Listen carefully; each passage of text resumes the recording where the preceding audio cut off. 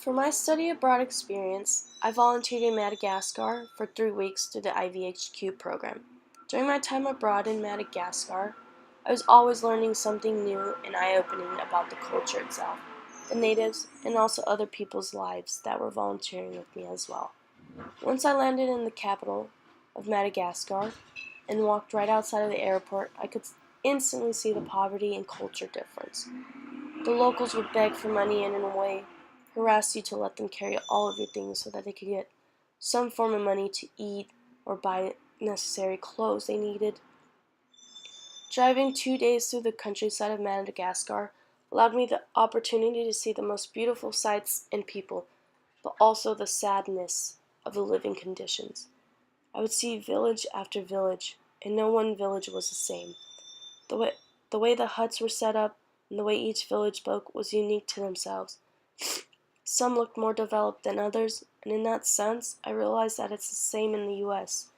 Some communities are more wealthy and better off than others. Their place of food was entirely different. They didn't have the same sanitary conditions we did.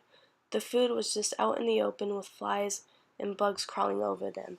So, as volunteers, we had to be cautious of everything we ate and be mindful of what our body was responding to, because we weren't used to the same conditions. Kids would be walking around barefoot and half naked because they couldn't afford proper clothing. It was astonishing to see that kids would be doing duties that kids in the US would never be seen doing. For instance, I witnessed a kid from maybe age 7 to 10 holding a machete and chopping wood to use for later. I would see little girls holding their siblings on their back and walking everywhere around the village.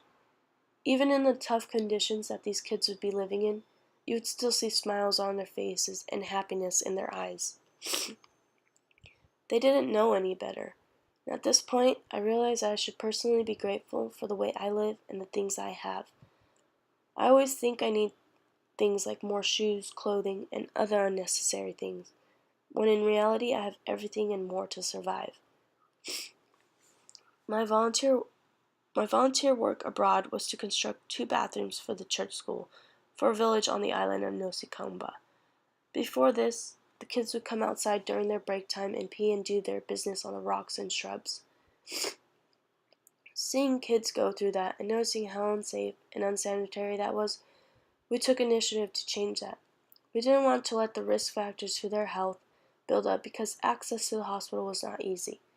The only hospital was on a different island, which would take a 30-minute boat ride, and there would only be boats at certain times. So if it was during a time in which the boat wasn't there, they would have to call for one and pay for it, which wasn't always easy because they couldn't afford it. And sometimes the boat wouldn't even show up, so the person that needed to go to the hospital would end up staying on the island and getting worse, with no easy way to get to the other island. And this ties into the whole idea that everyone should have access to public health, if they are less wealthy or more wealthy than others. And this disparity exists everywhere I've traveled to, and it's always difficult to witness because you would think health should just be easily accessible, but it isn't. Having a global perspective is important because it allows us to learn from different groups of people that stand in different places in the world. Those differences we can then attribute to public health by understanding the needs of everyone and bringing those together to benefit everyone in the world, instead of only looking and tending to one group's needs. Another project that I assisted in a few times was teaching English to the community. It was an entirely different experience, being the one to educate people instead of being the one educated. One of the classes was filled with all women who wanted to learn English. They always had the highest attendance and participation rate than other classes in villages. This was extremely important because the women are the ones responsible for taking care of the children, so they could pass down what they learned from us to their kids and so on and so forth. The great thing about my volunteer experience was that we lived in similar conditions to the locals. We lived in dormitory-style beach huts in our camp. We took cold showers under the moonlight. We ate the food prepped by the locals. Living in that kind of situation just showed how difficult it is to live like that, and how much more prone we were to getting sick. Everyone on camp at least got sick once because none of us were used to living like that. And we would have to go to the hospital and get our medication as well. It was easily accessible to us because we had the money and way to reach people to get to the hospital. Aside from seeing the academic portion of my volunteer experience, Madagascar is an amazing country.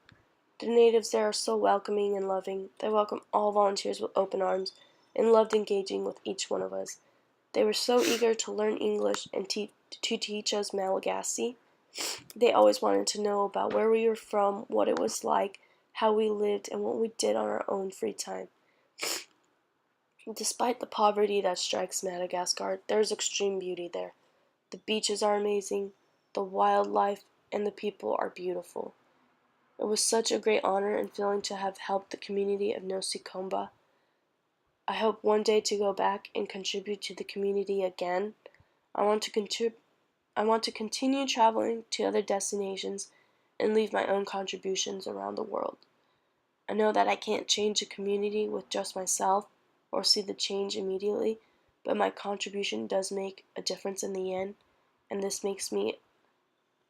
will help me be a better global citizen and apply it to my future career goals and what I want to do with my life.